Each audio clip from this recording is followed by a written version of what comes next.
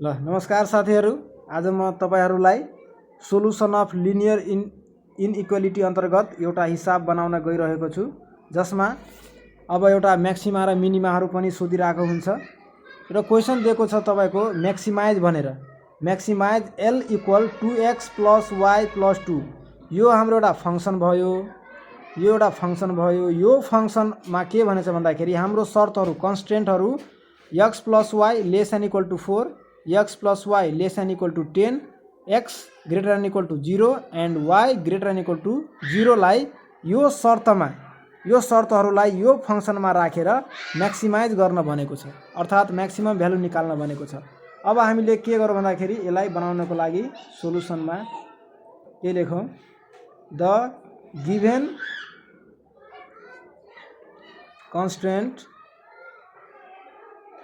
constraint are के दियो भन्दाखेरि x + y <= 4, x + y <= 10, x > 0 and y > 0। अब हामीले के गर्नुपर्छ भन्दाखेरि यो कन्स्ट्रेन्टहरुलाई अब बाउन्ड्री लाइन निकाल्नको लागि प्रत्येक कन्स्ट्रेन्ट शर्तहरुलाई अब हामीले इक्वेसनमा परिणत गर्नुपर्छ। त्यसैले here the boundary line of given constraints are। अब यो शर्तहरुको बाउन्ड्री लाइन कति हुन्छ त भन्दाखेरि इक्वेसन हाम्रो शर्तबाट कहिले पनि इक्वेसन अर्थात स्टेट लाइन आउँदैन कि यसले कन्स्टेन्टले जहिले पनि रिजनलाई जनाउँछ, क्षेत्रलाई जनाउँछ कि त त्यो लाइनबाट बाउन्ड्री लाइनबाट माथि कि तल दायाँ बायाँ, त्यो हाम्रो शर्तले कन्स्टेन्टले दिने हो। त्यसैले बाउन्ड्री लाइन स्टेट लाइन निकाल्नको लागि अब यो कन्स्टेन्टलाई हामीले केमा चेन्ज गर्नु पर्यो भन्दाखेरि बाउन्ड्री लाइन इक्वेसनमा। अब के भयो भन्दाखेरि अब बाउन्ड्री लाइन बनाउँदाखेरि x + y अब यो <= लाई इक्वल टु मा = 4 गरेर यसलाई इक्वेसन 1 गर्ने, फर्स्ट इक्वेसन।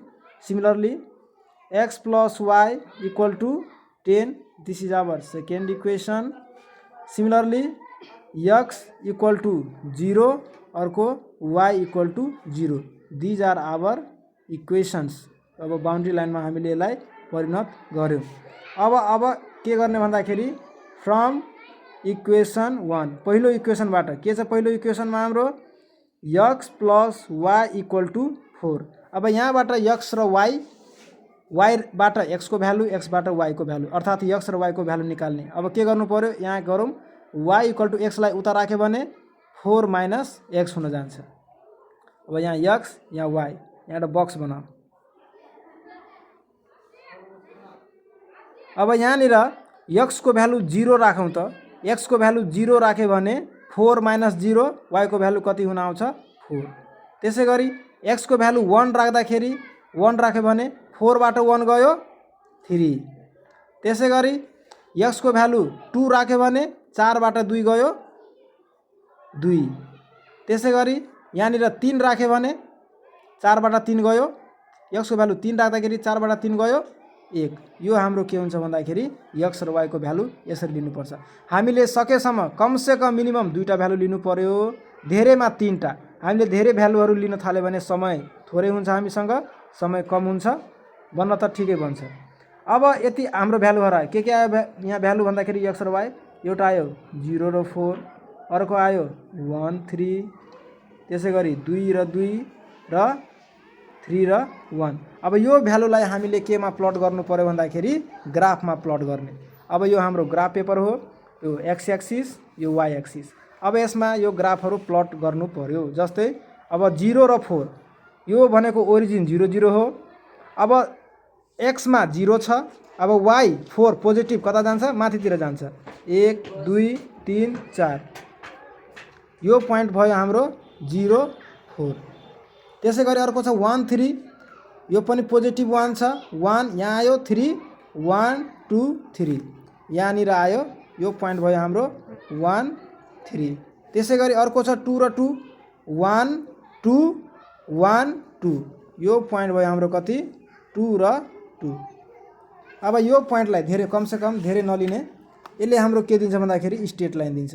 यो तीनटै पोइन्टलाई के गरौँ हामीले जोइन गरिदिउँ। अब यो बाउन्ड्री लाइन यो इक्वेसनले के दियो स्ट्रेट लाइन दियो। अब यो स्ट्रेट लाइन अब हामीसँग त कन्स्टेन्टहरू शर्तहरू छ x + y <= 4। अब यसको स्याडेड रिजन अब यो बाउन्ड्री लाइनको यतातिर पर्छ कि यतातिर पर्छ कसरी थाहा हुन्छ? यसको लागि हामीले लिने टेस्टिङ पोइन्ट। यहाँ के गर्ने भन्दाखेरि टेकिङ टेस्टिङ पोइन्ट एज 0 0। अब 0 0 नै हामीले किन लिने, अरू किन नलिने? हामीले जुनसुकै टेस्टिङ पोइन्ट लिँदा पनि हाम्रो भ्यालु हाम्रो रिजन एकुरेटै आउँछ है। जुन भ्यालु लिँदा पनि हाम्रो रिजन के हुन्छ एकुरेटै आउँछ। अहिलेको लागि हामी 0 0 लियौँ र यो 0 0 भ्यालु हामी अब यो कन्स्टेन्टमा राखौँ त।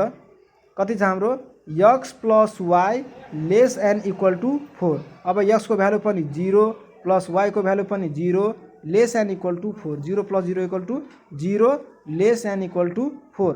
अब यसले के भन्यो भन्दाखेरि 0 <= 4 अर्थात् 0 4 भन्दा कम छ। यो एकदम सही कुरा हो। त्यसैले the statement is true. True भएपछि अब के गर्नु पर्यो? यसले द बाउन्ड्री लाइन, यहाँ के लेख्ने the boundary line include testing point भन्दाखेरि यसको मतलब के भयो भन्दा यो ट्रू भयो। हामीले 0 0 लियौँ 0 0 टेस्टिङ पोइन्ट ट्रू भयो। त्यसैले यसको के हुन्छ भन्दाखेरि हाम्रो बाउन्ड्री लाइनतिर के हुन्छ यो रिजन स्याडेड हुन्छ। अब त्यसै गरी सेकेन्ड इक्वेसन हेरौँ। अब फ्रम इक्वेसन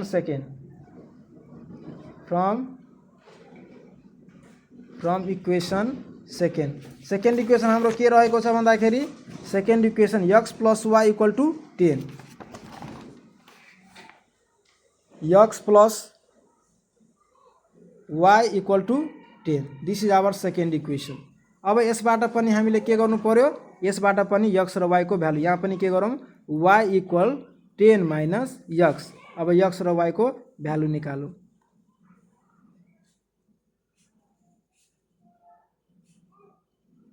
अब यहाँनिर फेरि x को भ्यालु 0 राख्दाखेरि अब 0 राख्दाखेरि ठुलो भ्यालु भइरहेछ, अलिक कम गरौँ है। हामीले कहाँबाट राखौँ भन्दाखेरि 5 बाट राखौँ। यो 5 बाट x को भ्यालु 5 राख्दा 10 बाट 5 गयो 5। 6 राख्दाखेरि 10 बाट 6 गयो 4। त्यसै गरी 7 राख्दाखेरि 10 बाट 7 गयो 3। अब यो हाम्रो तीनटा धेरैमा तीनटा भ्यालु लियौँ। अब यो भ्यालुलाई फेरि हामीले केमा प्लट गरौँ? अब जस्तै बुझ्नको लागि लेखिहालौँ। 5 5 पोइन्ट भयो, त्यसै गरी 6 4 भयो र के भयो 7 3 भयो। अब यो पोइन्ट फेरि यहाँ प्लट गर्ने। यो कति पोइन्ट छ हाम्रो हेरौँ। 5 र 5 पोजिटिभ छ। 1 2 3 4 5 1 2 3 4 5 यहाँनिर आयो। यो पोइन्ट भयो कति हाम्रो 5 5।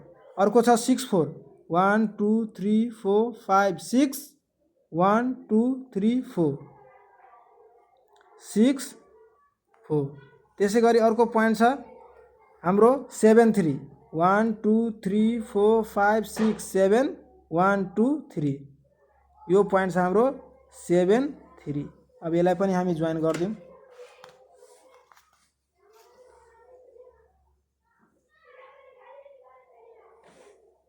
हामीले सकेसम्म सानोवाला भ्यालुहरू लिनुपर्छ। ठुलो भ्यालु लियो भने टाढा जान सक्छ। अब यसले पनि अब यो बाउन्ड्री लाइनको स्याडेड रिजन पनि अब टेस्टिङ पोइन्टतिर हुन्छ कि अब उतातिर हुन्छ? त्यसको लागि फेरि अब के गर्नु पर्यो? टेस्टिङ पोइन्ट गर्ने।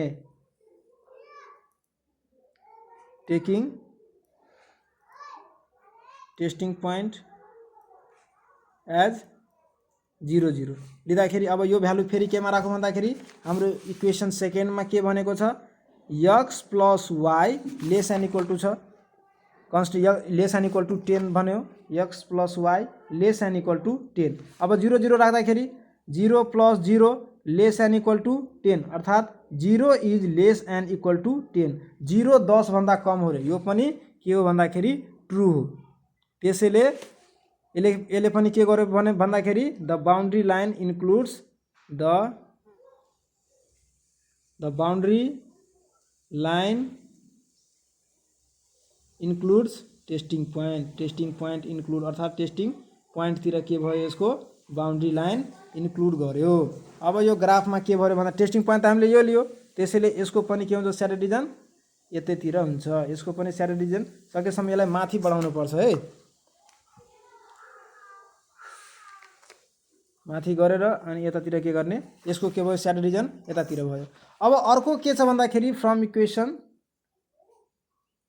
इक्वेसन थर्डमा के भन्यो x is greater and equal to 0 के भन्यो भन्दाखेरि थर्डमा constant x greater and equal to 0 y greater and equal to 0 र अर्को के भन्यो भन्दाखेरि y greater and equal to 0। यो पहिले 0 छ है। अब यसलाई डाइरेक्ट हामीले प्लट गरिदिँदा हुन्छ फ्रम थर्ड एन्ड फोर्थ गरे x greater and equal to 0 भन्दाखेरि x हामीले दायाँ जाने दायाँ बायाँ y जाने तल माथि। अब यो दायाँ जाँदाखेरि यो त हाम्रो x एक्सिस हो, ग्रेटर देन 0 यो 0 हो, 0 भन्दा बढी हो भनेपछि हामीले डाइरेक्ट के गरिदिने यसलाई यतातिर गरिदिने र y greater and equal to भन्यो। अब यो के हुन्छ भन्दाखेरि यहाँबाट यो माथि आयो अनि यो पनि माथि आयो। अब भन्दाखेरि अब यति भइसकेपछि हाम्रो यता सेडेड भएन किनकि यो माथितिर y माथितिर छ अनि यता पनि यो पनि सेडेड भएन। सेडेड भयो कुन त भन्दाखेरि अब यसको पछाडि पनि हाम्रो यो के भएन सेडेड भएन, त्यसैले यो पनि नेग्लेक्ट भयो। अब हाम्रो फिजिबल रिजन भन्दाखेरि हाम्रो चारवटै शर्तबाट आउने एउटा कमन रिजन भनेको के हो सोलुसन रिजन भनेको यो हो। यसलाई भन्छौँ हामी feasible region FEASIBLE feasible REGION भनेको सर्वमान्य क्षेत्र। अब यो पोइन्टलाई हामी के गरिदिने भन्दाखेरि यसलाई हामीले कलर गरिदिने, यो पोइन्टलाई के गरिदिने यसरी कलर गरिदिने। अब यो पोइन्टहरू के हो यो सुरुको पोइन्ट त 0 0 हो, ओरिजिन हामीलाई थाहा छ O 0 0 हो। यसलाई मानौँ A मानौँ र यसलाई के गरौँ यसलाई B मानौँ। हामीले यसलाई किन लिएन भन्दाखेरि हाम्रो के छ टेस्टिङ पोइन्टतिर यसको एरो छ, यो भन्दा यतातिर के छ यसले स्याडो डिभिजन इन्क्लुड गरेन, त्यसैले यो पनि यहाँ फेल भयो। हाम्रो तीनटै पोइन्टले दिएको के स्याडो डिभिजन भनेको यो मात्रै पर्यो। अब एउटा ए को कोअर्डिनेटहरू के हुन आयो अब जस्तै 1 2 यहाँबाट यो 0 0 1 2 3 4 यो भयो हाम्रो कति 4 0 र यो भयो हाम्रो 0 4 यो भयो हाम्रो 0 4। अब यहाँ लेख्ने अब यहाँ के लेख्ने the vertex of feasible region the vertex of feasible region are के लेख्ने एउटा आयो 0 0 O 0 0 ए छ हाम्रो 4 0 र एन्ड बी के छ भन्दाखेरि 0 4। अब यो तीनवटा आको भर्टेक्सबाट हामीले के गर्नु पर्यो भन्दाखेरि अब यो भ्यालु हामीले अब यो फंक्सनमा यो L equal to 2x + y + 2 यो फंक्सनमा राखेर भ्यालु चेक गर्ने x र y को भ्यालु राखेर चेक गर्ने म्याक्सिमम आउँछ कि मिनिमम आउँछ। हामीलाई म्याक्सिमम भ्यालु खोजेको छ त्यसैले हामीले म्याक्सिमम दिन्छौँ। अब यसको लागि हामीले के गर्ने भन्दाखेरि अब यहाँनिर लेख्ने हामीले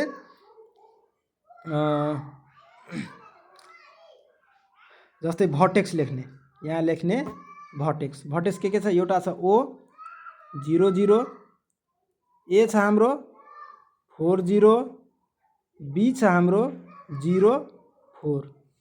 अब यसलाई यसरी रो एन्ड कलम बनाऊँ। यसमा लेख्ने हामीले x, यसमा लेख्ने x कम्पोनेन्ट y कम्पोनेन्ट र यसमा लेख्ने हाम्रो के छ भन्दाखेरि L इक्वल फंक्सन के छ 2x + y के छ भन्दाखेरि 2x + y + 2 2x + y + 2। अब यहाँ हेरौँ अब x मा यो 0 0 मा यो पनि 0 y पनि 0 x कम्पोनेन्ट यसको 4 यसको 0 यसको 0 यसको 4। अब यो भ्यालु यसमा राखौँ त के आउँछ भन्दाखेरि इक्वल टु 2 * 0 को x को ठाउँमा 0 + y को ठाउँमा 0 + 2 कति 2 0 जा 0 यसको आयो 2। त्यसै गरी यसमा 2 इन्टु एक्सको ठाउँमा 4 प्लस वाईको ठाउँमा 0 प्लस 2 कति आयो 4 टू द 8, 8 र 2 10। सिमिलरली यसमा 2 इन्टु यसको ठाउँमा 0 प्लस वाईको ठाउँमा 4 प्लस 2 इक्वल टु यहाँ राखेको हामीले भ्यालु प्लस 2। अब कति 2 0 0, 4 र 2 6 भनेपछि अब तीनटै भर्टेक्समा सबभन्दा म्याक्सिमम भ्यालु भनेको 10 आयो। देयरफोर यहाँ के लेख्ने म्याक्सिमम र लास्टमा लेख्ने द म्याक्सिमम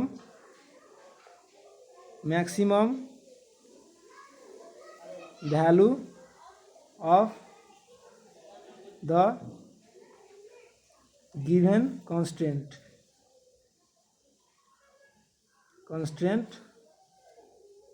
इज कति हो भन्दाखेरि 10। 10 के हाम्रो म्याक्सिमम भ्यालु हो। कहाँबाट आयो obtain from vertex A40 from the feasible region